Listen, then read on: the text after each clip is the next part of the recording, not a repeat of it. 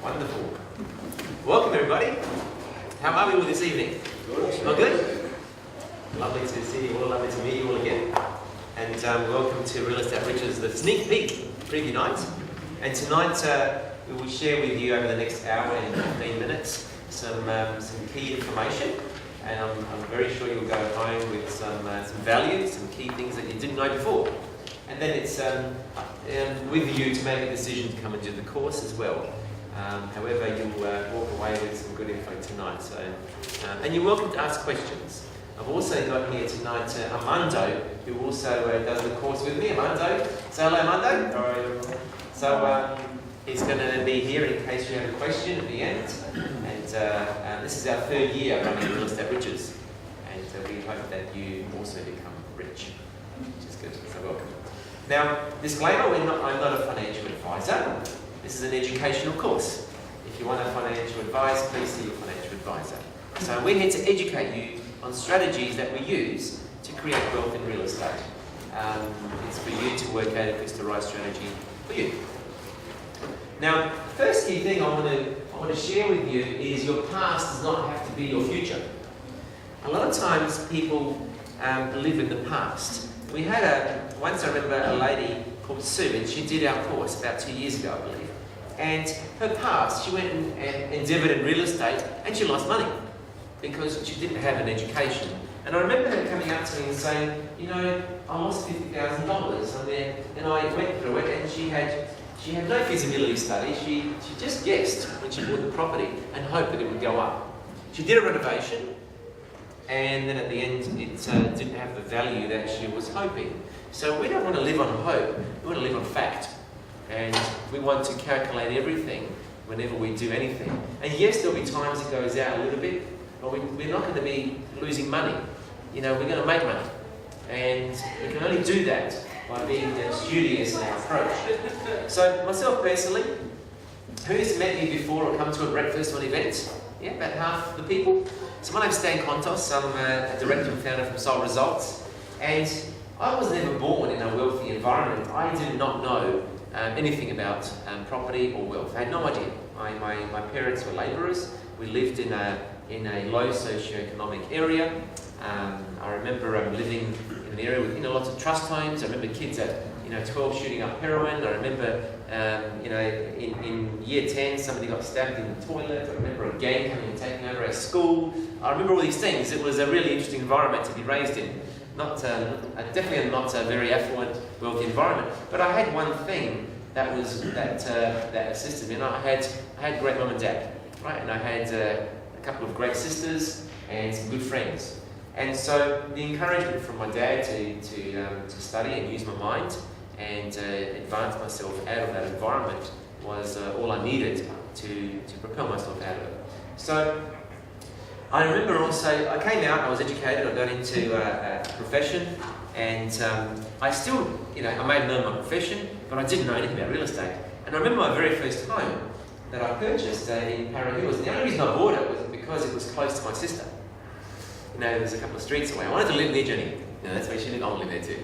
So it was an emotional purchase. I bought it. I didn't know anything about negotiating. I didn't do any market research. I didn't know building inspection. I didn't have a strategy to add value. And so I bought it, and it was about 6 or 7 years later when I sold it. I basically got my money back. Well, actually, when you allow for time, I lost money really.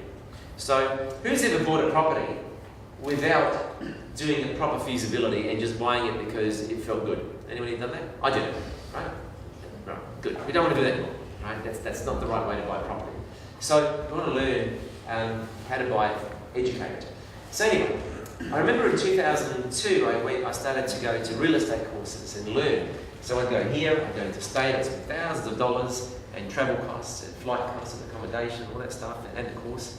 And go interstate, learn about investment, learn about development, and go to courses. I remember one of the very first courses I went to was by Morgan Pacific and in Sydney.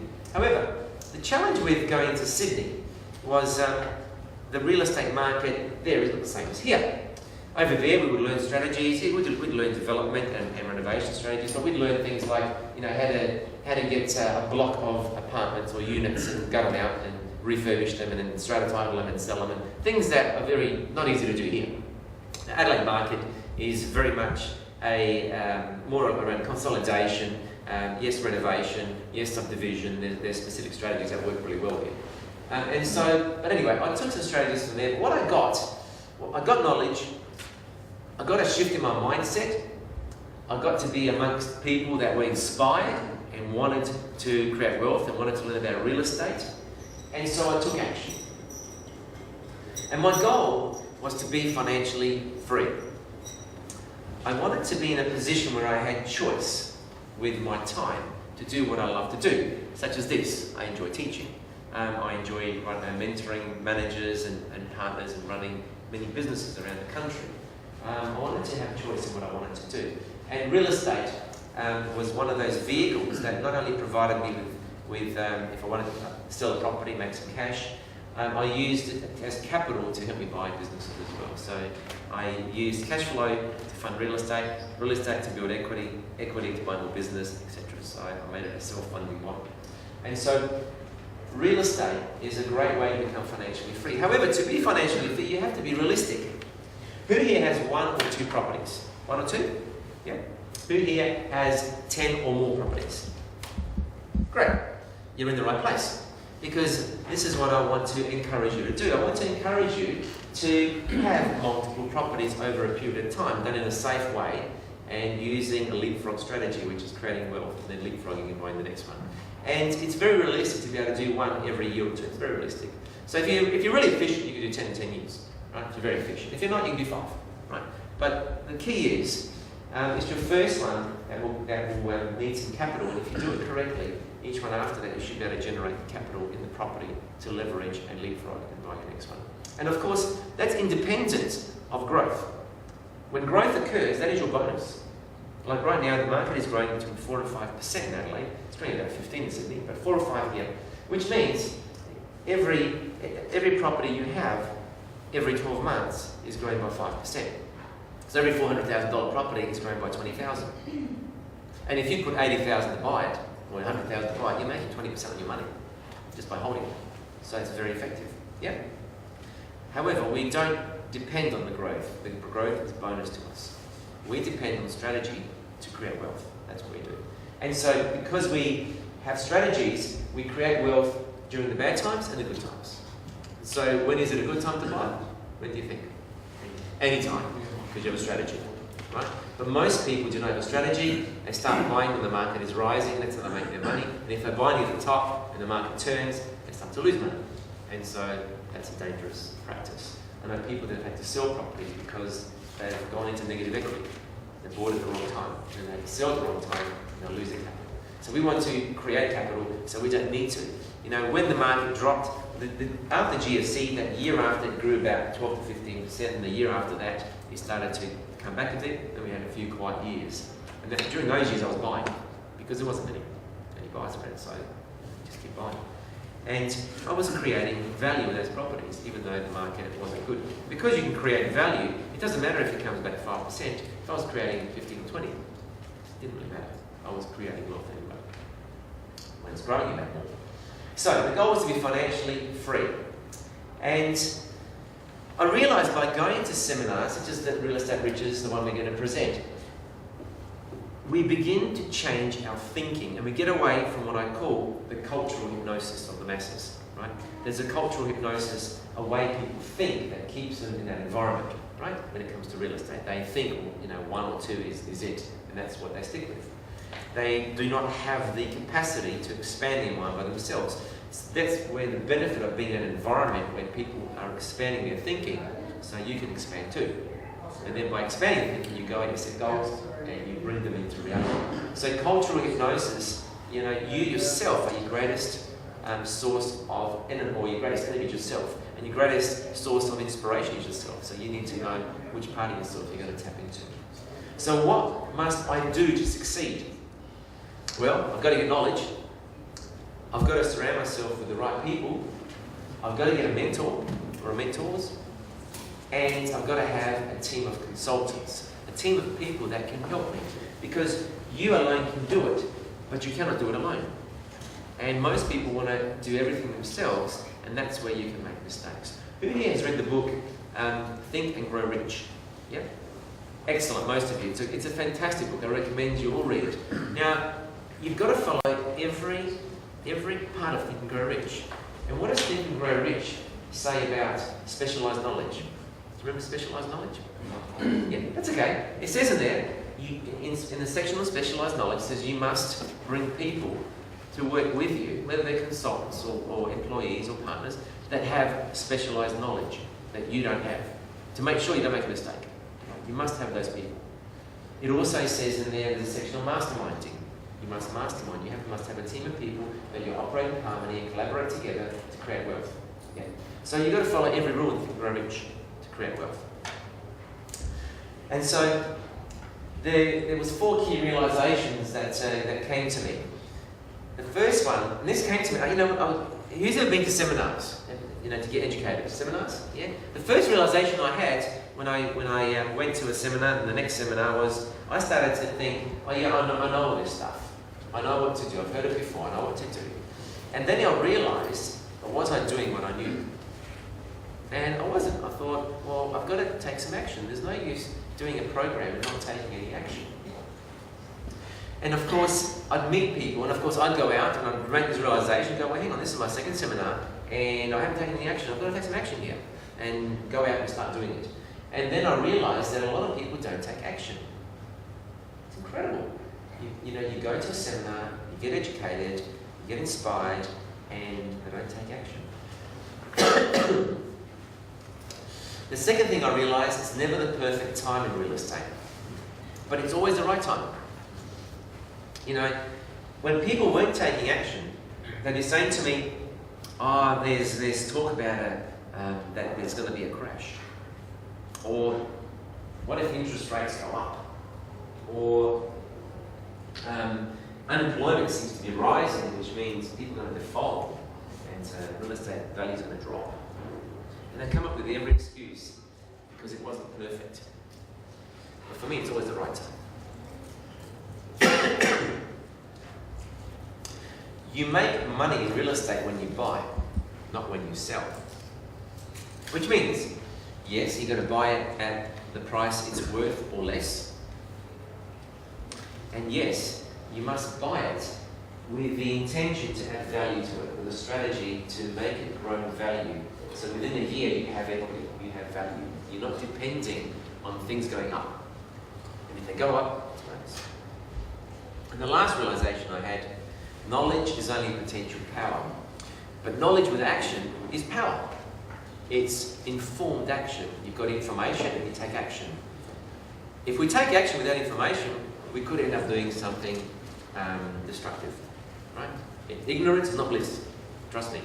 You're better off getting a little extra information than saying, I'll just work it out as I go. Because that can be very dangerous. I always say to people, just say you don't have a value, thank you, Aaron. You don't have a value add strategy. And you bought a property today for $400,000, and you did nothing but hold it. And what is it likely to be worth in a decade? Does anyone know? Double, yeah, probably double. 10, 11 years, maybe 12, but it will double in about a decade. But of course that's a bit slow, isn't it, to double the value of the property. But the good thing is it will double. So even if you did nothing, you bought a property, a $400,000 property, and I'll show you some examples here. $400,000 property, and you sell it for $420,000, and in 10, 11, 12 years' time, it'll be worth $800,000.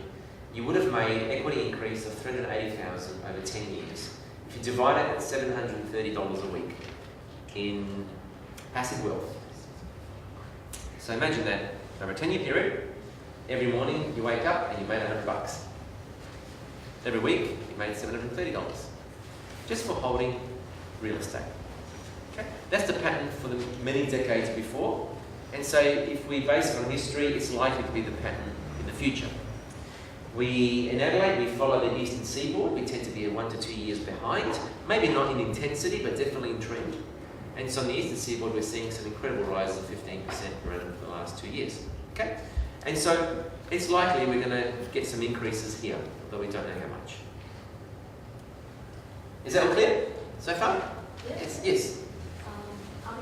the percentage we're paying if we're taking the loan as well in this interest rates? Okay. This is it's a very grossed up figure. There is, currently interest rates just under 5%, and then you have interest costs, and then you have rent coming in, and there might be a small gap. It might be on a $400,000 property at 5%, that's $20,000 a year in interest. Your rent may be around $16,320 a week, maybe $17,000. You may be out between $3,000 and $5,000 a year, and that's the component that you negative gear and deduct on your tax. So you get, depending on your tax rate, you get that some of it or most of it back. So there is a small amount that you will technically lose every year. Just Yes. add on to that, so I was just doing some calculations. So is that assuming that there's a 5% increment every year? That's the basic? It's based on, every year is different. You get some years, in Adelaide in particular, over a 10, 11, 12 year period, some years are flat, in some years you get 5%, then you might get a couple of years where it grows at 12 to 15%. So, but over the decade, it tends to average out. If I just check with 5% over 10 years, it's just about 60%. Yeah. It's probably Just in the inflation. That's right. Like last year we grew at about, I think it was just over 3%. This year's heading to 4 to 5. But we might get the next couple of years at 8 or 10. We don't know, right? So Sydney's growing at, like I said, 15% a year the last couple of years, and it's still growing. Melbourne's been growing at about 10, and Brisbane about 8. So every city goes through its own patterns. However, it's comforting to know that over a decade we're going to get some good equity increase. It's comforting. However, that's not the sole reason we buy. That's a bonus, right? The sole reason we buy is to make money when we buy. And we make money when we buy by having strategies to put into place to grow the value of the property. Okay, straight away. Because we cannot wait 10 years to be able to refinance to buy the next one. We want to be buying the next one within a couple of years. Yep. And this is a typical example, and I found this one the other day. This property we purchased at it was $375,000, I believe, but the settlement was $391,000. We renovated the front house for $60,000. We built a new home at the RER for $225,000. We had some subdivision costs to subdivide the block of land. We had some various selling costs, and I ended up selling these two properties because we did it with a couple of partners and they wanted to sell. And there was a few other costs, like I furnished it to make it appealing when I marketed it, and there was an issue with the neighbourhood fence that I had to fix. Anyway, my total costs were $732,000. In terms of sale, $425,000 for the one at the back, $495,000 for the one at the front, $920,000, and so the profit was $188,000. This one we did a slow over a few years. We didn't normally I want to get exactly within 2 years. But this one we did over a number of years slowly. So that was sold, and the good thing about it is how much time do you think it took to find this property, talk to the builder, the council, expend time? How much time do you think it took? Total. Sorry. Yeah, but how much of personal time put into it? Yeah, I'll give you a rough calculation, right? This is very rough. It took about, sorry? So I'll get my crystal ball out. That's okay. This is really good calculation because this is how wealth is created. It was an hour or two a week searching for a property, right? Just on Saturday mornings. On average, it takes about 3 months to find a property, right? And then there was some time engaging the builder and looking at plans, and I've got the builder to go to the council, and then of course dealing with the builder at the renovation site, just having a quick discussion. The total time was no more than 30 hours of time. Right? And if you divide 30 hours into $180,000, it equates to $6,266 an hour. Is that your money? It's pretty good, isn't it? So you can spend a few hours creating a chunk of wealth, and of course that chunk of wealth then, and you can still have your career, you can still run your small business, whatever. You devote a certain amount of time, and you generate a large chunk of wealth. And this is how people create wealth. See, it's about wealth creation. not about working 24 hours a day. Right? It's knowing how to use your time wisely. And like my dad told me when I was young, my dad said, son, I want you to learn to make money with your mind, not with your hands like me. Okay, you've got to use your mind. And that was his great wisdom to me. Learn to use your mind to make money. Because you calculate in your mind, and then you bring it out into reality. He knew the process, but he didn't know how to do it himself, because he didn't have a mentor to teach him. So, what are you going to learn? I'm going to go briefly through things like becoming an area specialist, developing your property team, feasibility studies, and some examples of successes, and the 7 strategies. Okay. Now, the 7 strategies, as my dad said, it goes, you can make wealth through office work, or you can make wealth through active work. Okay? Office work is where you arrange to subdivide properties. Right? Has anyone subdivided property? Great way to create wealth. Great way. Subdivision. Consolidation. What consolidation means that you may buy more than one property and create some blocks of land. I recently bought a property where I approached a neighbour and I'm buying some land off him. So he's happy to pick up $140,000 for his backyard when I buy it. However, I'm going to keep my house and create 3 blocks of land. So for me, there'll be well over $200,000 in profit. Okay? And all I've done is, I haven't even met the guy. I haven't even talked to the guy.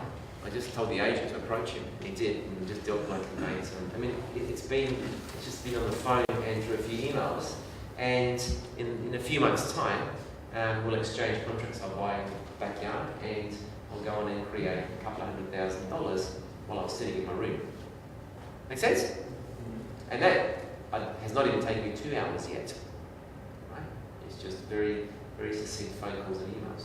And so consolidation. Change zoning. Sometimes the government, many times the government will change zoning, will say this now will become, was commercial, now to be residential. Or this is, before we allowed 500 square metre blocks to be subdivided, now it's 300. So when things change, ideal time to create wealth.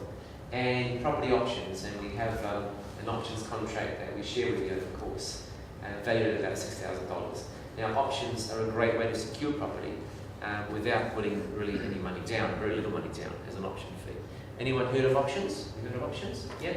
Basically, you control the property and you have the right to buy it at a certain price, but you don't have to put the money up front, you just pay an option fee. That's all a legal document. And then there's active work, rejuvenation, which is sprucing up, and I've done that. Additions and extensions, I've done that. And building, I've done that as well. So, and then the strategies. So let's talk about becoming an area specialist. When we teach you about real estate, we like you to put a time commitment to an area. A lot of times, people aren't focused. They look at the property in an area, oh, that looks like good value. And then they jump to another area. Oh, maybe that's good value. Or they jump to another area, maybe we should buy there. It's very important for you to focus on one area and become an absolute expert in that area. Get to know. When you can get to know what a house will sell in any street in your area within 5%, when you can get to know what sort of, which streets have subdivisions at 300 square metres, which ones are 350, which ones are 400, when you get to know every street, then you are ready to invest in that area. Okay? We do not recommend that you guess and start going into areas that you have no experience. How do you know you're ready? It takes a few months. It could take you a good 3 months of constant every weekend in open inspections, talking to agents, visiting the council, talking to town planners, and getting to really understand what is happening in this area. What does the council want you to do? What do they get excited about? What do they not want you to do? And so you get to know your area. It's like your patch. Okay? You should be able to know exactly how wide the driveway should be if you buy 2 houses, or if you have how many blocks back. Yeah, you should know all these things off by heart. Right? No guesswork. So you know when you buy a property, you know you're going to create wealth. So time is very important, and I recommend 1 to 3 hours a week for at least 3 months before you become an expert. Now, in terms of expert, I first started in the area of prospect many years ago, and I did a number of properties, renovations, rejuvenations, subdivisions, building, all that sort of stuff in the area of Prospect. And once I mastered it, I then branched into Collingswood, and then I branched into Blair Athol, and then I branched into Kilburn, and now I've learned those areas, and I understand at a very good level 11 areas. Okay, but it's taken many years to understand each area. So when a house comes up in a particular area, I go, I don't like the street, it's not a good street. Or, yes, that's a good street. Or the price is not right. Does it make sense? I know exactly what I'm buying in what area. So I want to make my money when I buy. I need to have knowledge. So gathering knowledge comes from real estate agents, open inspections, on the internet, doing courses and seminars, and learn to or understand the opportunities in your area by visiting the council, talking to town planners, and surround yourself with obviously people that can help you. You alone can do it, you can't do it alone. Some projects I do myself, some I do with partners, but I've always got a team of people that can advise me. Whenever I buy anything, I have at least 2 people check it out for me to confirm my thoughts. And luckily I do, because sometimes I'm not correct. And I may end up being, 50 grand too high or whatever. So by consulting people that can see it unemotionally, I can then put a price in that is the right price for the property. Sourcing finance. When you go into having multiple properties that you want to hold or sell and make money, you need to have very good access to finance. And I'm a very big believer that you should tender, you should get banks to compete for your business. And the way I've done it, years ago I used to do all the work of seeing the manager from CBA and then go and try to see the manager from somewhere else, and it's just time consuming. It's not my game. We've got to use specialised knowledge. There are brokers out there that know the game. They know what to look for, to get us the best interest rate with minimum setup fees and ongoing costs and the right LVR, etc. Right? So I always use a finance broker, and what we do is we tender it out to a number of banks, at least 2 or 3 banks, and we get them to want the business. And before I even buy a property, we are contacting those banks and saying, look, you missed out on the last one. What do you think? Are you keen for the next one? And we find out if they're keen. So we'll contact, 2, 3, 4 banks, and there's always a couple that go, we missed out, okay, the next one we want to be in it, well, I'm going to go to credit now and I'm going to get a pre-approval later. So they get excited, right? And so you have them ready.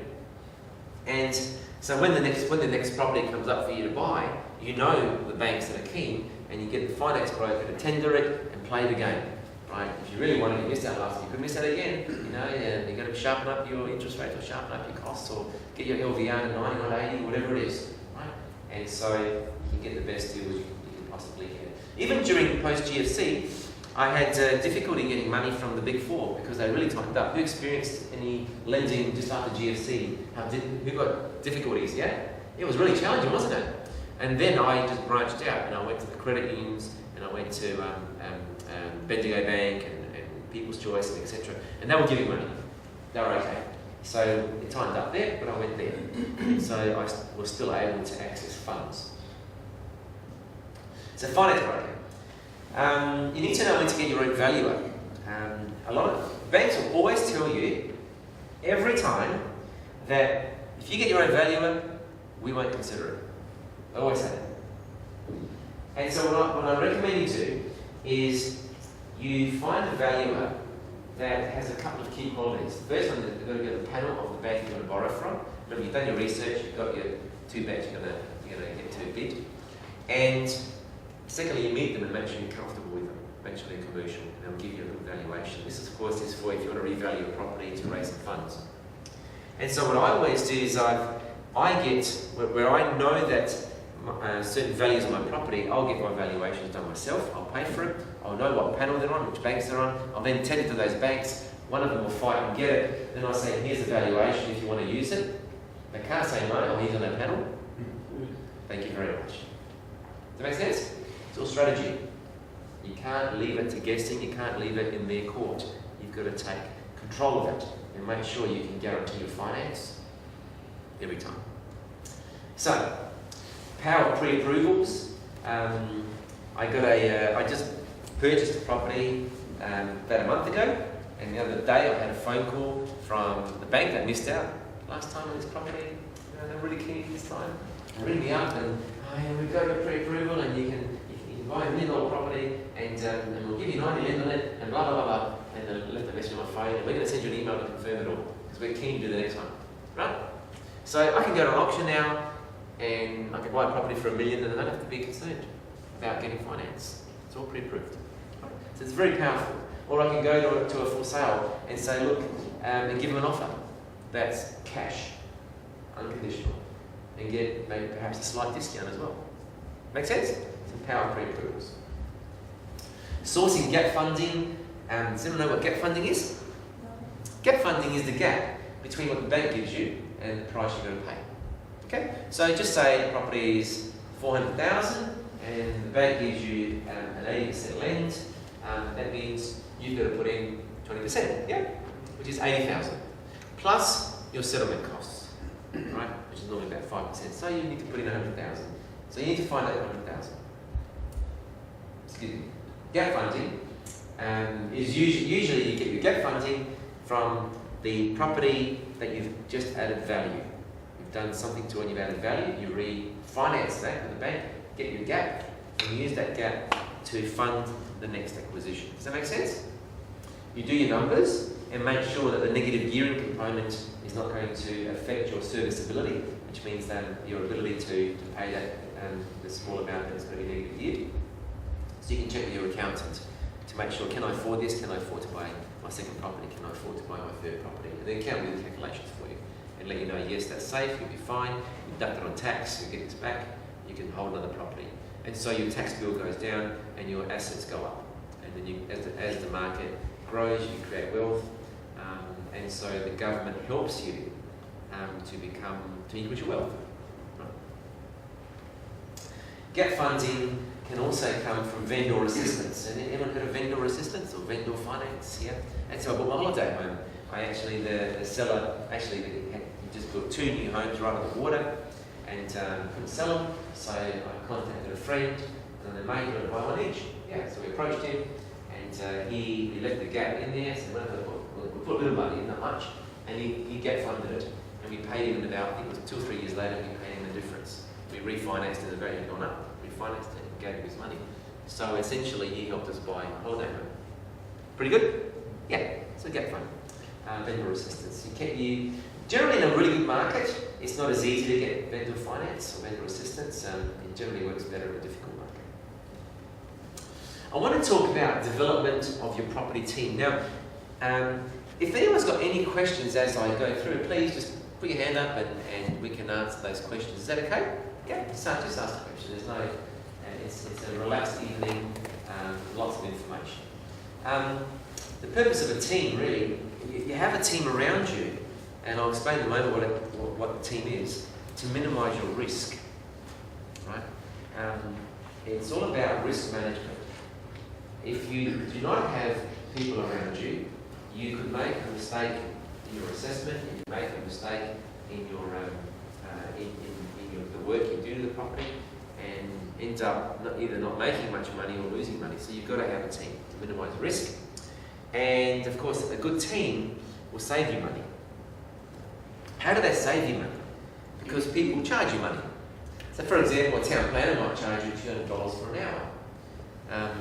Yes, however, the town planner can also save you thousands of dollars. So it's a return on investment having these people to help you. So what sort of outsourcing do you do with a team? Now, when you do a property acquisition and evaluate strategy, you don't necessarily need all these people, but I'm going to show you some typical people that you need on your team. I would recommend a town planner. At the course, Real Estate Riches, and in the brochure, you'll see a gentleman called Bill. Bill used to work in various councils and senior positions for over 20 years. He's since come out and he enjoys educating and he enjoys being a consultant. And, you know, Bill's the sort of guy that if I've got a straightforward purchase and a very straightforward subdivision or renovation, I don't call Bill. But if I'm not sure about the subdivision status and the development status of the property, I'll get Bill out. Give me some of your thoughts, Bill. What do you think? Or if there's a tree that I'm concerned about, I'll get him out there. So Bill will give me his advice and tell me, give me a risk assessment. Okay. A builder is like going to a GP, a doctor. He knows a bit about everything. Yeah. So always have a good builder on your team. When I first started in real estate many years ago, I had some not so good experience with builders. I had situations where I got ripped off. I had situations where the builder goes broke and leaves the job and I've got to finish it, get people in. I went through a number of challenges. So the key is to get a builder on referral, get somebody that's used them before. So any builder that you want to screen, make sure you get at least 2 or 3 people to tell you how they went. So ask him, give me your last 3 clients in the last 6 months or the last year. Ask them if I can have their phone number and talk to them.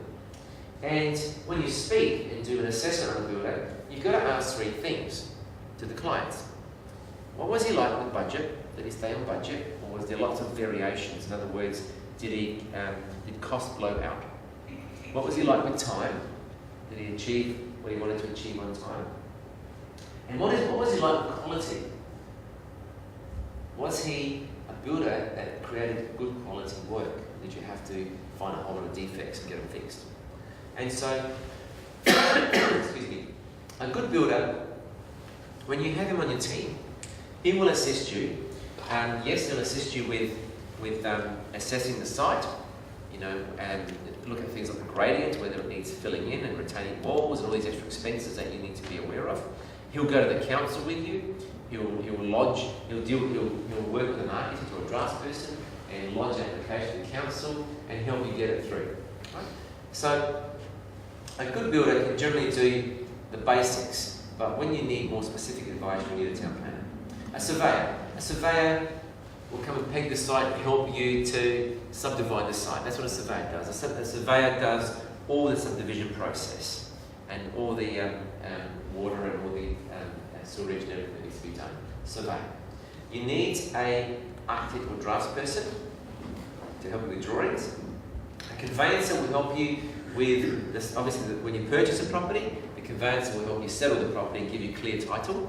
The conveyancer is also at the tail end of any subdivision and bringing you the title from the LTO, the Land Titles Office. So surveyors are very valuable. A finance broker we talked about. A property manager. The property manager, who's got a property manager for their rental? Anyone here? Yeah, very valuable people, aren't they? They take care of the hassles, they organise repairs, they deal with court and tribunals, so it gives you peace. You don't have to worry about it. So, but you must measure your property manager too, how effective they are. I'll show you in a moment how you measure them.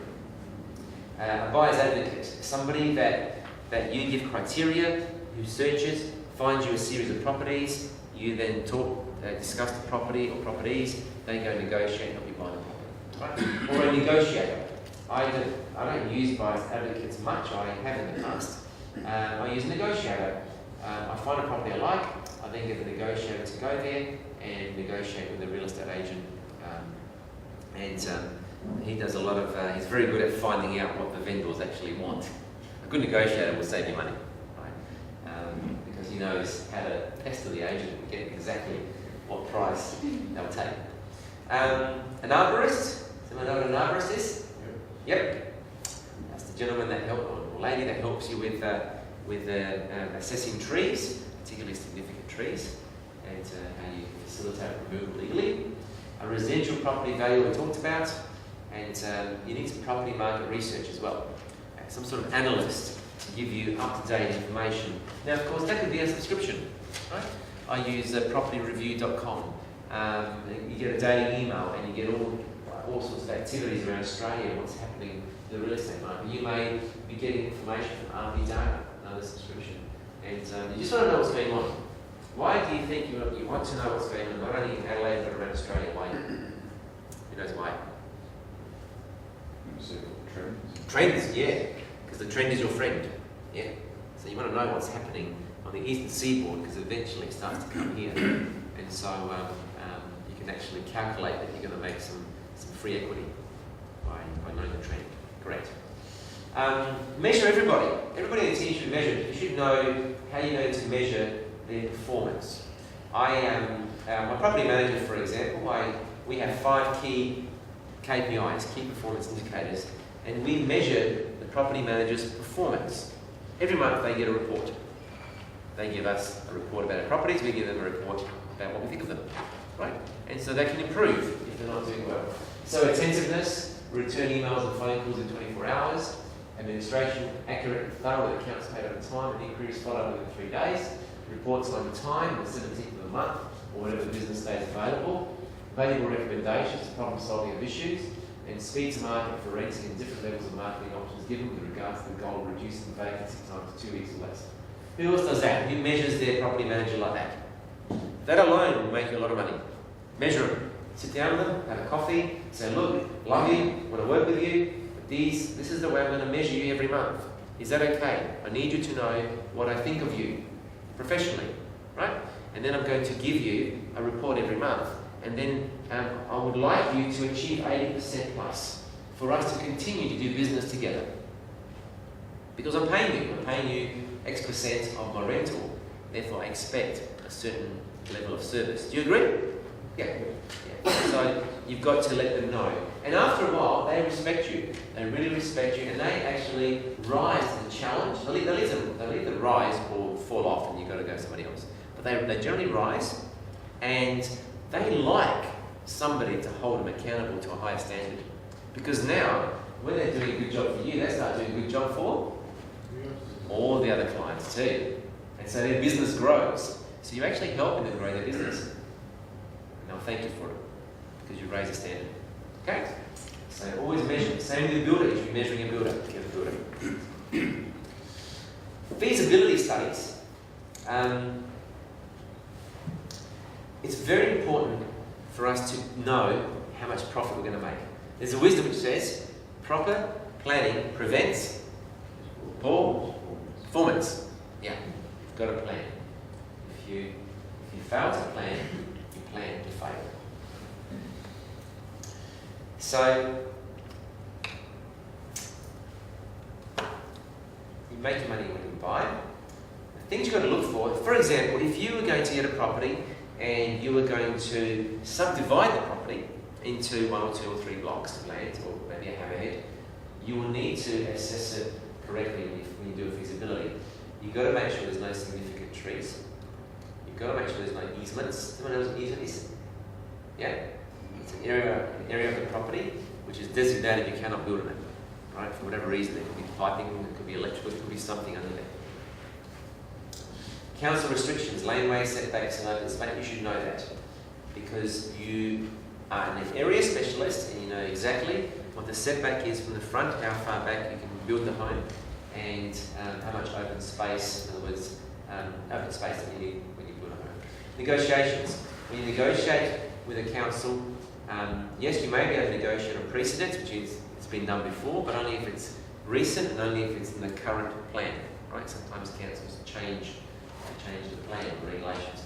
And if you are opposite a reserve or a park and you want to subdivide a block of land, does anyone know what the benefit of that is? Maybe I will increase the size of the dwelling because you've already got open park space across the road. Yep. The yards can be Close. You can actually reduce the land by 15% below what is the recommended. That alone can make you a lot of money.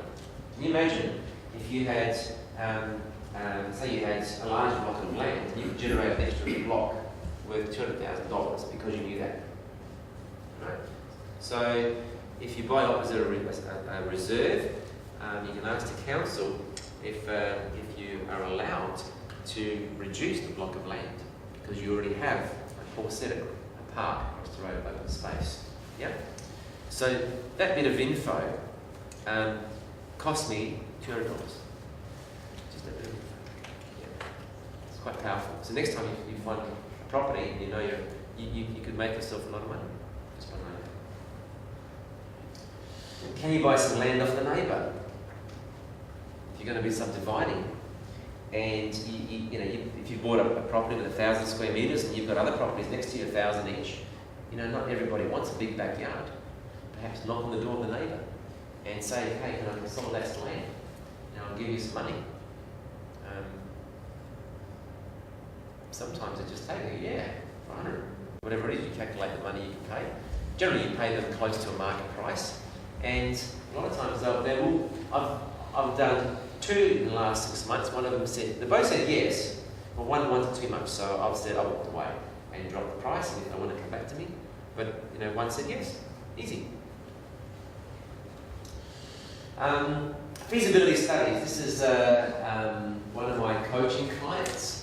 A young man, and who he wanted some coaching. He wanted personal development coaching and property coaching, a combination. So we're doing that. Every month. And he came to me with one of these. This is one of his very early feasibilities. By the way, I was on the phone with him 2 days ago, and he has picked up a property. I'll tell you about it in a moment. Now he came to me with this. And he goes, I've got a house, I think it's going to go for 340, and he did these calculations for me. They're good on you, Jordan. It's very thorough. Very thorough feasibility, what do you reckon? Pretty good, eh? Good student. Anyway, total costs, 410. And then he calculated the sales of the land, less some costs, and that was his profit. Do you think it's enough to buy? Seriously. I said, leave your money in the bank, mate. Don't touch it. Right? However, we said, well, what if you could buy it at 290? Would it work? And we did the sums. He goes, look, we should have adjusted every sum more accurately. But we just said, look, this has grossly changed the price. I mean, everything else would be a bit less, of course. And did the numbers, and it would have been 16%. They didn't take it anyway. But I still said, look, it's okay, but perhaps we'll serve for a bit better. And so he left it. About a month ago, he purchased a property for $427,000, and so the settlement costs, the settlement costs 20, I think it's about 22 grand, subdivision costs 20, renovation 20, he's going to cut off one block and keep the house. A total cost of 490. He's calculated the house and the block of land will now sell for 605,000. Which means he will make, within the next 12 months, $115,000. Is that good? Very good. For a young man, he's only 25. Right? That's his first property. I told him when he first came to me for coaching, I'm going to make you much, much more than you've ever paid. And so he's happy. This is where's the Tash? Tash, back there. This is Tash. Tash did this one. How many years ago, Tash? About 2 years ago. 2 years ago, yes. Tash was a newbie in real estate, and this is a house that was on the market for 330, and did her numbers. What she wants to do with this one is subdivide, move the transportable home, and then get another home and have 2 homes in the area of Benfield. She wasn't happy with 15%, so she persisted and went in at 295. So the settlement cost went to 310. So this one here, Tash, once it's finished, will make around that $100,000 mark, which is pretty good, Tash. Thanks.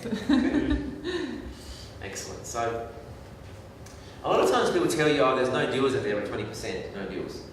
Do you know why they say that? Because they're only looking at 10% deals. How you program your mind is what you're going to find. If you just say, I'm going to make 10%, that's what you make.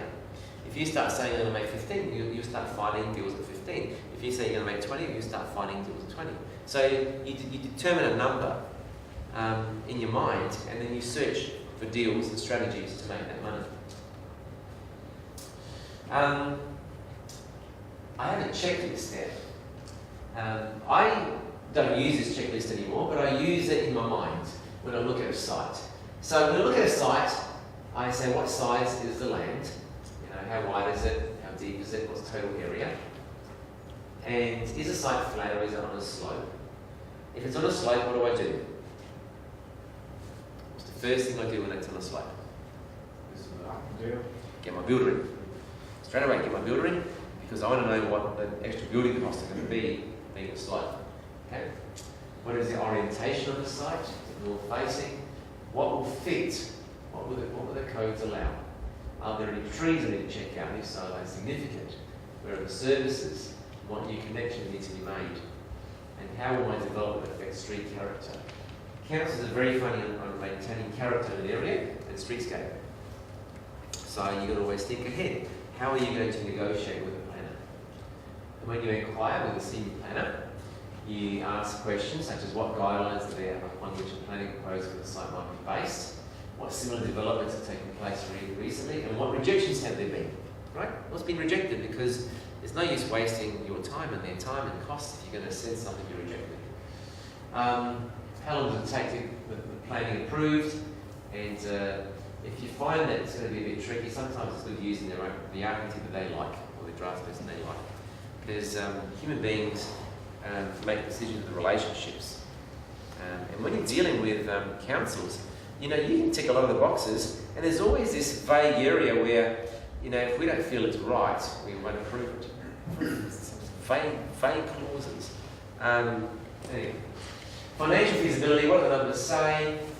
What's my best and worst case scenario? What profit margin do we allow? And what's the upper limit of my purchase price? So when you go to make an offer to the agent, you know, you can make an informed offer. You should know. You shouldn't be guessing.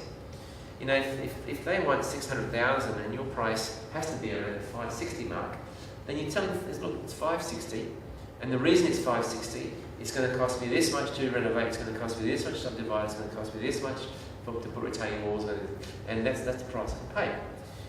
They won't be able to answer back to you. They won't be able to, because they've got no idea. They've got no idea about how to value the property. They don't sell property. But if you just go up and pay 560 and say nothing, they'll say, oh, it's too low, you're going to have to come up, you know, you're going to have to go, no, a vendor won't accept that.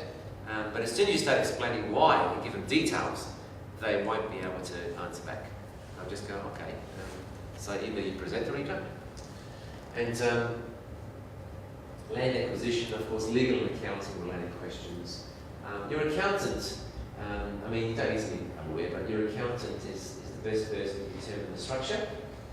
Some people use solicitors, particularly around advice around payroll tax when you have multiple properties. You've got to be very wary. I use my conveyancer and my accountant to talk and make a decision about the entities. Not just from a tax minimisation point of view or a asset protection point of view, but also to watch out for land tax. Right? Has anyone got a land tax bill because you've got many properties? It can be quite horrific as you accumulate properties. I think the threshold is at $1 million or something. Once you go over, if you have one entity or two entities the same, they have bought properties and they have more than $1 million, then it starts to get pretty expensive. So the conveyancer and the accountant can work together to create structures that will slip through the system and you don't have to pay payroll tax. You still pay some, but not a ridiculous amount.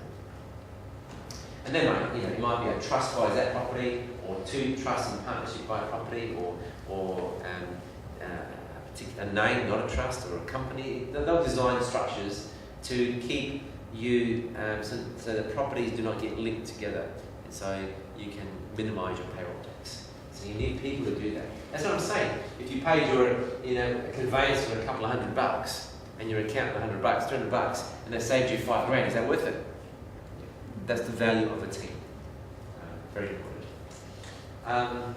These are some examples of, that's a recent one, it's only a few months old actually. I renovated the front house and painted it and polished the floors and put air conditioning and it's quite nice inside. I rented it out and built a home in the back.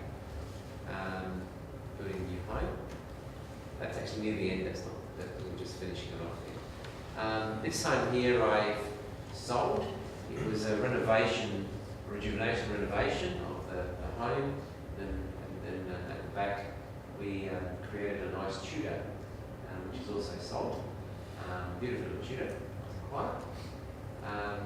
This is interesting. Bought two properties next to each other, used a driveway in the middle to create two blocks of land at the back. renovated the two houses at the front, so maintained the streetscape. Council was quite happy. It's going to look beautiful. We're going to renovate these two homes, and we're going to build two at the back. Council loved it, and then we built two at the back, and got one of those, and so I got three. This one here was knocked down and built two. This particular deal wasn't very profitable. We kept it. We've got a little bit of equity in it. We had an old fibro home on there, and we just rented it out for future, just keep it for a few years and for land. And then it got very damaged by tenants, and it was so bad it would have cost too much to fix. And so we got some insurance money back, and we thought we'd knock it down and build two. And that's what we did. We got them on rent. Now, who's ever built a new home? Anyone here? Yeah? Only one? If you ever, yes? Good. If ever you build a new home or renovate or do anything to bring up a home, make sure you get and you're going to rent it, make sure you get a quantity surveyor's report. A quantity surveyor's report will cost you about $650. It'll be a detailed report allowing you to deduct all sorts of items in the home, right? And you give the report to your accountant, yep, and you're able to, you probably get back, in a new home like this, you probably get back $3 or $4 grand a year. So it's a great return for $650. So always do a QS report. This one here, we renovated the front home, built a nice home at the back. Since sold those ones. This one here, we got an old fibro home and built three cute little homes to the back and the front. This one here was interesting. There was 3 character homes in a row, little old Italian people who were retired wanted to sell it. So the market was quiet at the time, so I bought it. And I renovated the 3 homes, and I built 2 new ones. Built a bit of the renovation. There's a new one. That's a hammerhead at the rear. Right, that was a new one built at the rear, and this is a new one on the street. This one here, I hadn't even finished it. I was still building it, and somebody in the area came and just kept wanting to buy it, and so I eventually sold it. Just okay, take it again, a good price. So they wanted to live in the street. It was close to shops. There was an elderly couple. And that one there, now you might say, oh yeah, but I can't buy 3 homes at once. Well, when you've got equity in other properties, you can. I didn't need to put any more money in it, just use my other equity.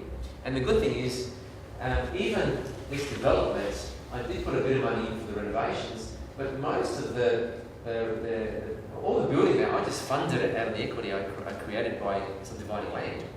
So in other words, I subdivided 2 blocks of land with the bank, and they gave me the money to build new homes, and I didn't have to put any more in there. And we actually created about $500,000 of capital out of that project, which is really good. So, don't be disheartened and say, well, how am I going to find the money to build it? You get a property, as an example, you subdivide that property, which means you created equity, right? Like Jordan, he's going to create 115,000. That 115,000, he can then use a portion of that to build, and he'll still have equity left to buy next property. Because when you build, just say you build something, say for 220,000, you've got to put in 20%, and the bank will lend you 80 on the building, right? And you build. So, if you've got, if you need to put in 50 grand, you take this 50 grand out of his equity, and still be left with 65. Is everyone with me? You still be left with equity to buy another property. And so that's what I mean. Once you get one right at the beginning, and you've made equity, you can then use that for another value-add strategy. Another value-add strategy, and it's called wealth creation. Too many people do it the hard way. It's wealth creation. It's not get rich quick though, because it takes time. Each project will take you a year, 2 years, so it's not get rich quick. It's not pie in the sky stuff, but it's done through strategy, and it's done through education, it's done through knowledge, it's done through making money when you buy, knowing what you're doing. But to know what you do, you have to be educated. You can't just guess. And so this was a great project. Did it with a business partner. We ended up using some equity in this. It was interesting because I remember that this property, I remember going to the bank, getting 400,000 and buying another business, And that business makes us about $300,000 a year. Right? Isn't that interesting? How you can just create this wealth, use that equity, go and buy something, and then that makes you all this income. So it's then you create an incredible system with no money, none of your own money. Yeah. This was one of my very first. It was a long time ago. It had sentimental value because it was my very first rejuvenation. It was. This is the one where I looked after all the trainees and called them in. Come on, guys, rally them up and give them a nice coffee. And, beg them to come and turn up. He's not done that, just beg them. Where are you? Sorry? That's a big hassle. I know. And I thought to myself, I did it a few times. Then I thought, I don't need this anymore, this experience. I've had enough. I understand that it's time to get someone else to do it. So I did it. That's what I did. With my builder and said, look, can you do these things for me as well? If I give you some building and you make good money, can you look after my renovations? And he said, okay, I'll do cost plus 10 for you. So it's cost plus 15 up to 40,000. I think it's cost plus 10 up to 40. So because I've got to make some money. Okay. So I don't have to worry about it. You can organise them. So it was fun. It was polished floorboards, we put in ceilings, restored the fixed the fireplace, tied up with the tiling in the bathroom, and put a kitchen in, a kitchen there. Yeah, it was good fun. Beautiful home. Sold it, made profit. It was really good fun because always look. Once you study your area and you know it, you should know an opportunity when you see it, right? It's a new Kilburn, and I saw they were knocking down all these houses, and it was undergoing gentrification. Have you ever heard of gentrification? Which means what they do is they get rid of all these trust homes, and they clean up, and they sell land to build new homes, right? It's gentrifying. It's going from old to new, right? Gentrification is always great, but you want to give it at the right time. So I bought this block of land, and it was on the green. It was a little park, but that park wasn't nice. It was a bit of a rough park, and I thought, wow. One day, and I saw this land and that land and that land, and I thought, this is like 8 k's to the city. This is going to get filled up pretty quick, right? And so I bought that block of land, and I negotiated it down. Nobody wanted it, and I paid $300,000 for the block of land. And I knew that I could get 4 on the site from the council discussions, and so I got approval for 4. This one I didn't use my builder. I used Sterling Homes. This one, and I prefer my builder. Then my builder's faster. Sterling. Around it. Anyway, so we built these 4, and then we created about $100,000 on each one, which is really good. So that was a good project as well. So it was about $220 to build, $80 for the block, a few incidentals, stamp duty. Then the revalue was about $440, I think. It's about $100,000. I remember it was $100,000, which is fantastic. That one there, I've got one left. The others gone. Anyway, there was never enough time when I was working in my small business. There was too many issues, even interruptions to even my holidays. I had to fix problems. So this is years ago. This is probably about 15 years ago. I was pretty unhealthy.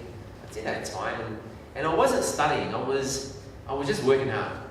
Here's been that trap. Just working, and it's like, you're just caught in this trap, and every year's the same. And I discovered that I had some limiting beliefs that were doing that. I had a belief I don't have time to go to courses and get educated. I had a belief that what if it's not worth the money? I had a belief, what if it doesn't work for me? Etc. I had all these limiting beliefs that were stopping me from going out and just getting away from work and just getting in an environment where I could study and be inspired and set some goals and go out and do it. And eventually I broke through those beliefs and just took the plunge and enrolled and went and started doing some courses. The question I had for myself, the question that woke me up was, are you busy? Are you too busy earning a living instead of designing a life? Too busy earning a living instead of designing a life. That really got me, that statement, because I was just too busy working. And the other statement that got me, when one of the seminar guys goes, you can always make more money, but you can never make more time. And I thought to myself, wow, I've got to get better at making time, and having more time to myself. And so, and then I heard another statement that said, first we create our habits, and then our habits create us. So the habit I was in was just working. It just became like, what about work, home, that was it. So I had to break that habit, start a new habit. So, I took baby steps. I started doing what you do, go on intro, then roll in a course, and then just baby steps. And just keep increasing my confidence until I was ready to take a plunge and start becoming an investor in property. It was a journey. This whole thing, guys, is not, money is a reward, wealth is a reward, but it is a personal development process. To get to the point where, I still remember, my very first auction where I was trembling and shaking and fearful, and as soon as I bought the property, I had remorse, thinking I made a mistake, and going through all those emotions, to treating property like a game now, like Monopoly. Oh yeah, I'll buy a house, then develop a hotel there. That's where you get to once you develop your thinking. It becomes a game, and it's fun. It's a lot of fun, and at the same time you are creating wealth. But to get to that, you've got to break through your barriers, honestly. Now, you alone can do it, but you cannot do it alone. I don't know anyone that's done it alone. Everyone's done it with the help of a mentor, or being in an inspirational group of people, something. You cannot change your thinking by yourself. You've got to change your thinking amongst other thinkers that are changing their thinking. Right? That's how it works. And so how do successful property investors and developers think? Right? Now, I remember going from one seminar, going to another seminar, interstate, and coming back to Adelaide, and seeing Tony. If anyone's Tony here, not about you. And I remember seeing Tony at seminars, because I go to seminars. And I'm getting excited. I'm doing this. And he's not. I mean, why? I'm in my 30s, I'm 40s now, I'm in my 30s, you're in your 30s. What's the problem? Why am I doing this? I'm doing it. I was up to my 12th property and he'd done nothing. Right? And there was always an excuse. What if the property market crashes, bubble coming, and what if interest rates go up? Or I'm not really ready right now, I'm too busy, all the thoughts kept coming through. And I'm going, why do you go to seminars for? You should go to a seminar because you want to do it. Anyway, so he wasn't applying what he learnt. He was just going from seminar to seminar. Why though? He was getting the knowledge, but he wasn't shifting his mindset. Right? And he wasn't surrounding himself with the right peers. Right? So if you surround yourself with people that are doing it, you do it. You just, osmosis, you just get drawn. And we know the importance of mindset, and we know the importance of peers. Right? A lot of people that have done our course last year before, they catch up at the moment. They catch up every month. I noticed them on Facebook, and they catch up and they compare deals and stimulate each other, and somebody's made some money and somebody else wants to make money. So they're in an environment where it's happening. They're not part of the cultural hypnosis, the masses that wish they could have it. And I remember when I ran a business in Harley Street, I ran a chemist in Harley Street many, many years ago, back in from 88 to 91. I ran a business, and my client was the wealthiest real estate investor in South Australia, Mr. Polides. I remember him? And he used to come into the office. Stan, old boy, you can do anything, son. You can do anything. Just go and do it, whatever you want. And he used to motivate me, like, you know, you just get up and do it. You know, he was a man. He goes, I started out with nothing. You know, fish and chip shop, whatever, and you know, and he had these buildings all over Adelaide. So that's how successful property investors and developers think. They think can do, but can do alone won't do it. You need can do and you need knowledge. You need both. If you have knowledge only, but you don't have can do, forget it. You're a professor. There's no rich professors around. If you have can do and no knowledge, you go broke because you make all stupid mistakes, right? You need both. You need can do and you need knowledge if you want to create wealth and property. So how do they think? They think MSIs. What is an MSI? Does anyone know? Multiple sources of income. That's what they think. Property investors, share market investors, business investors, they think, how can I create MSIs? Multiple sources of income. How can I create money from multiple sources in increasing quantities coming to me passively? MSIs. And they think, how do I make money while I sleep? Because you can only work so many hours. Your job, your career, is your cash flow, is your lifestyle. It is not your wealth vehicle. You work and you make your 20, your 30, your 40, or 50, whatever dollars an hour, because that money is the money that's going to help you buy real estate or help you buy investments. It's not going to make you rich. No one ever got rich with a career. No one ever got rich out of even a small business. People get rich from investments. How else do they think? They think return on investment, right? We saw some numbers earlier. You know, return on investment, which means if something, there's $500,000 investment, and including borrowings and the money I put in, and there's 20% return, there's $100,000 return on investment. They also think return on capital employed, which means if I put in $100,000 of my own money and I create $100,000 in 2 years, then I have a return on capital of 50% per year. Yep, that's what they think. I want to get a return on my capital. One good investment will make you more than 10 years in the bank. You live in the bank, what do you earn? 3% maybe? No, nothing yet. However, with a strategic and smart investment, you know, all right, Jordan's going to buy this house for $427,000. He actually is getting a 95% lend. You know, he's going to put in like $37,000 or some dollars of his own money, right? And he's going to generate 115 in the bank. You know, worst case scenario, 2 years. That is a lot of money for the money you put in.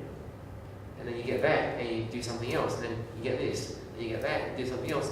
You know, a gentleman I met years ago, who's a very wealthy and successful property investor now, he told me it takes about 10 years ago to get in a position where you really are doing well, of constant reinvestment, constant adding value properly. Good debt versus bad debt. A wealthy person knows that if I borrow money, I must make money, right? And I must increase value. So I must have income and appreciation in the value of the asset. Whereas bad debt is the asset is going down in value or it's losing money or not making money. Okay. So, buying furniture on your credit card, is that good debt or bad debt? Bad debt. Buying a car, borrowing, is that good debt or bad debt? Bad debt. Right. Buying a property is, if you buy it strategically and you've done your numbers and you calculate you're going to make a profit. It's a good debt or bad debt? Good debt.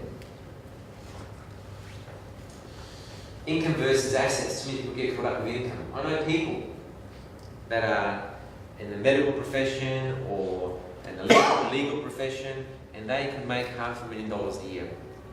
They can make $1 million a year. And they come to retirement, they've got nothing. Why? They've got no assets. They just enjoyed the whole, they got their house, that's it. They just kept enjoying holidays, restaurants, expensive clothes, expensive cars, and they just keep blowing all their money. See, income is not wealth. Assets are wealth. It's not how much you make, It's what you do with what you make. The person makes $50,000 a year and generates $200,000 of equity every year. They'll be a millionaire in 5 years. They keep multiplying that.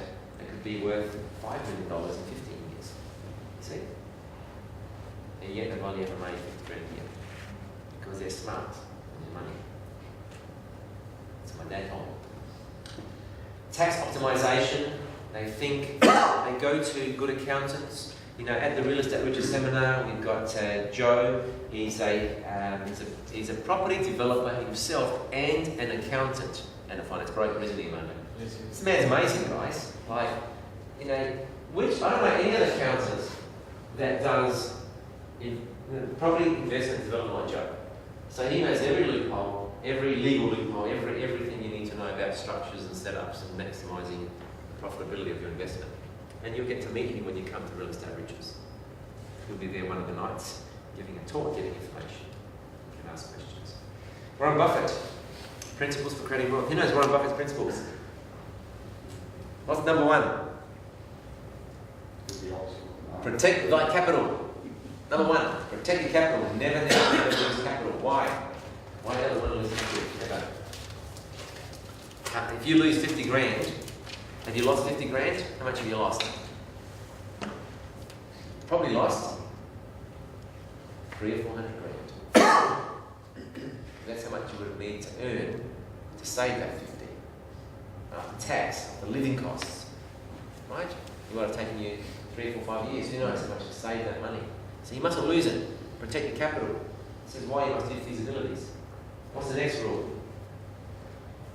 Buy something you understand. You must understand it, he goes.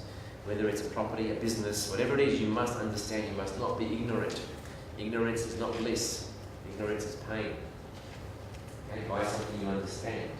Number 3, make sure you have good management with your team, your town planner, your builder, good team to help you manage the asset correctly.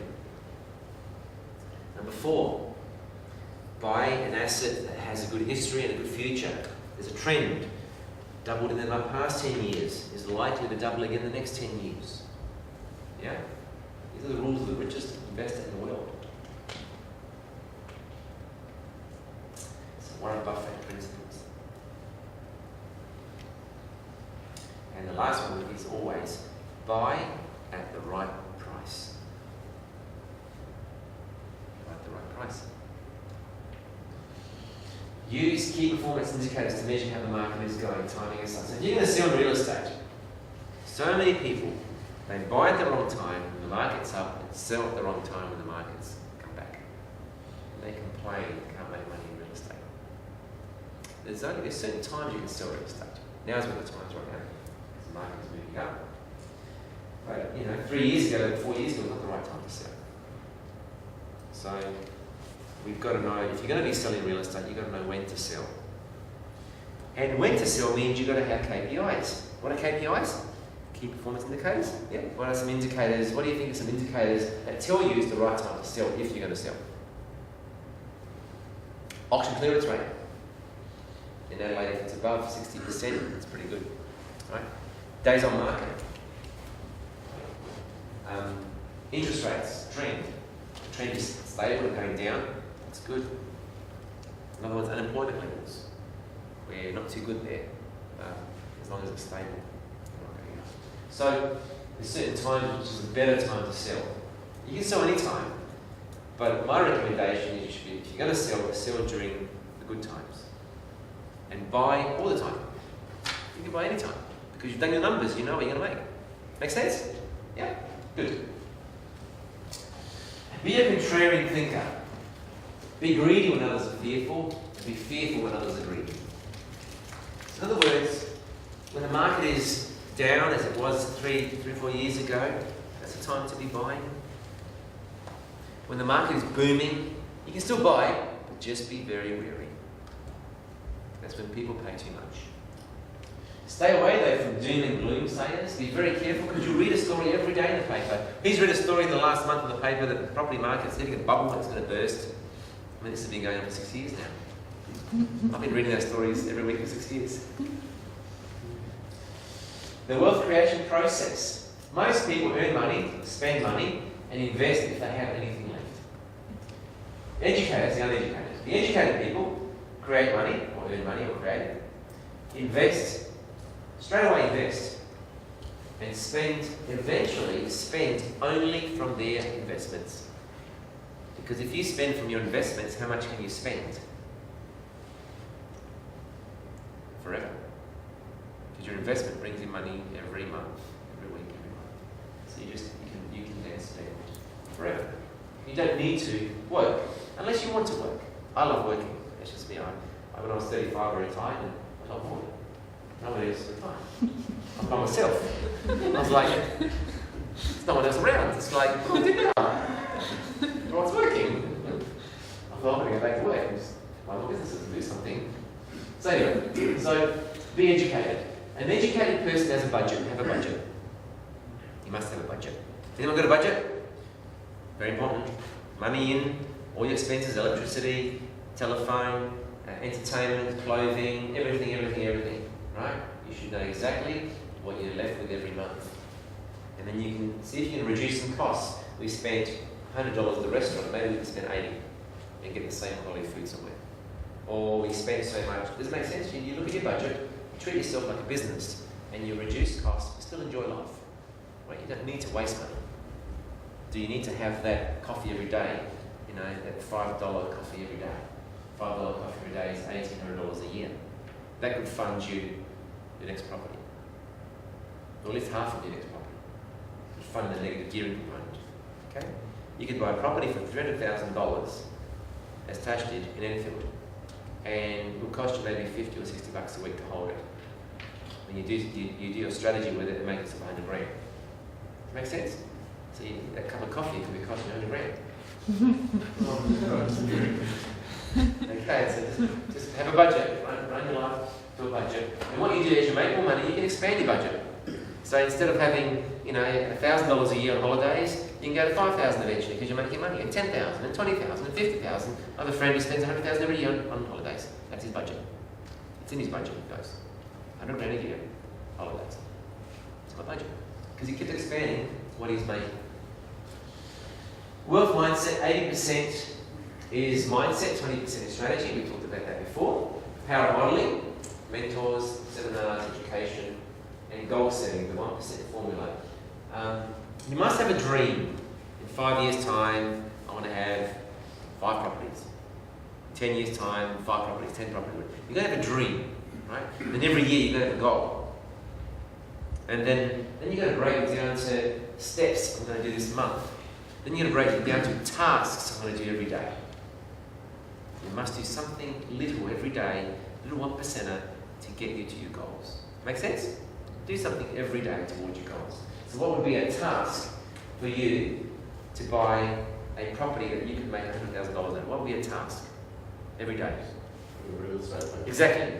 Real estate pages, realestate.com, ring 1 agent a day, have a coffee with 2 agents a week, whatever it is, right? That will be your task for the week. Yeah. To get you to your goal. It doesn't just happen overnight. Everyone thinks it just happens overnight, you're lucky. It doesn't. It's lots of 1%ers every day until you get to your goals, right? That's what you want to be doing. But you've got to know there's 1%ers.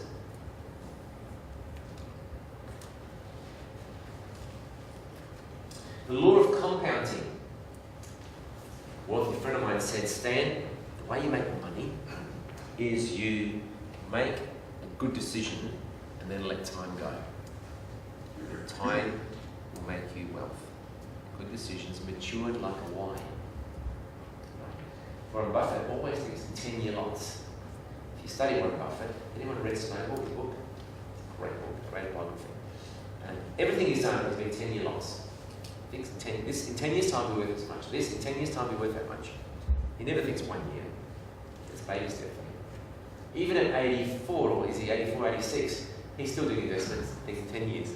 Isn't that amazing? Incredible, man. So, law of compounding, good decisions over time. If you had $100,000 and you were wise enough to make 30% growth in that asset every year, 15 years, you have over $5 million. Time management is very important. You use your time wisely. This is how wealthy people use time wisely. Personal development. Anyone read As a Man Thinketh? It's a great book. Yeah? Fantastic. Get a copy. If you haven't got a copy, come to the breakfast. Do you have any copies here, Tash? Not That's tonight. right. Come to the breakfast, first Wednesday of the month, and grab yourself a copy. As a Man Thinketh. It's a phenomenal book. To become successful, you've got to attract successful people into your life. You must become an attractive person, right? Internally, right? You must become an attractive person. There's 3 books that can change your life. The Richest Man in Babylon by George Clason. George Clason was a bank teller, and he met lots of rich people coming into the bank and depositing money. Stand there, Oh, slice. sorry. It's my Very happy wedding couple. photo. What do I do now, Touch? Back. Can you just check this there? Oh, sorry. Fix it. So George Clason was one. The other book was Think and Grow Rich by Napoleon Hill, and the next book was How to Be Rich by John Paul Getty. John Paul Getty was the richest man in the world in the 60s. Yeah. All of them are great books. So they're the 3 books that I recommend will stimulate you to think differently. Okay. Thanks, Sarah. Thank you. You need this. While we're waiting for the computer, I want to go around the room and just get one piece of knowledge you've each got tonight that's valuable to you. Okay, one piece. You got lots there. You got lots of notes. You're very wise. One piece. What's one piece for you?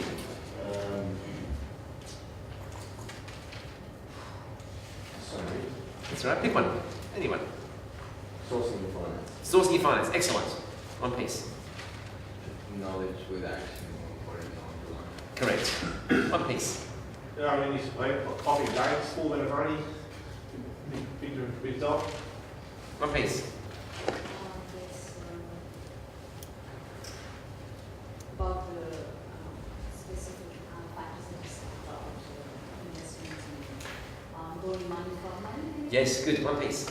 Yeah, I think doing 1% steps at a time and becoming expert, Correct. being experts and Become an absolute expert. Yeah. One piece. The importance of having that good team. Yes. One piece. That's what I was going to say. Good. I'll take that. One piece. Being able to reduce the size of your land office. Yeah. One piece. Good one. Jam that one. Like that one? Yeah, I like that one too. Good. One piece. Carol. Monitor the KPI. Oh yeah. One piece.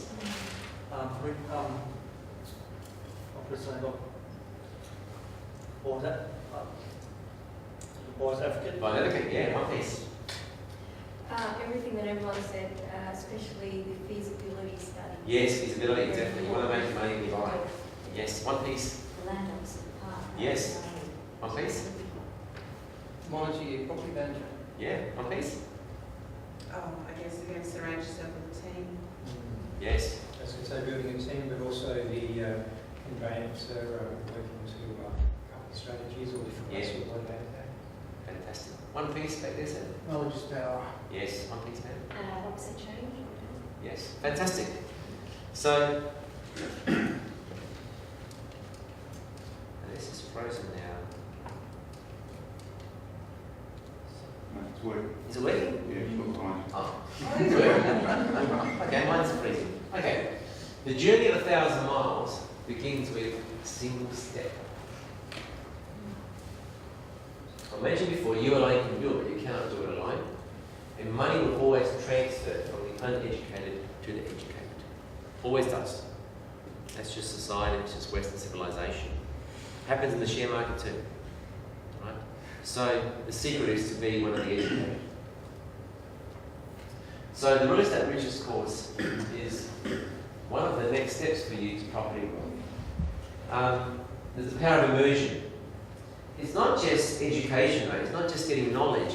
It's being inspired, right? When you're amongst other people, can you imagine you're in a room and you're amongst other people studying and setting goals in property, and you're in that room with them, and they're telling you their goals, and you go, wow, like I want to do that too. Like, and you start setting goals, and it's just one piece of inspiration that changes your life. And then all of a sudden, you know, the next week we do it for 5 weeks, beginning of this month, 5 Wednesdays, and you come back and you've been working on this goal and you're getting knowledge and you're talking to others and everyone's collaborating, and we finish this, we're going to form a group, we're going to catch up every month and we're going to inspire each other. So all of a sudden you're creating not just education, but an environment of inspiration, which is where change happens. And so you set goals that you never have set before. You know, you'll go home tonight and then when you come to the course, you set goals you would have never set alone. And those goals change your life. I've set all my key goals in seminars, and I've come out and just done them. But there's only one measure. This is what I tell people. People that attend and make it happen get results. The people that don't, and when I catch up, 6 months later, how are you going on property? Guess what happens? Nothing. Been too busy, or whatever excuse comes up. So results is the only measure. If you want to be somewhere in 6 months' time and you have a deal where you can make that 50 to 100 or more grand or within a year, then you need to do something about it. It's not going to just happen overnight. We run the course once a year. This is our 3rd year running. If there is a belief holding you back, it's cost money. We have 100% money back, which means by the 3rd night, if you're not, for any reason, if you're dissatisfied, you just hand in your books, get your money back, and go. Right? We've done it. That's our 3rd year. It's going to be. We've never had anyone ask their money back, and they've all gone and become property investors. In fact, Aaron's here. Where's Aaron? Sorry. Did you come last year before, Aaron? I thought it was the year before, wasn't it? First year. Sorry? First year. First year, yeah.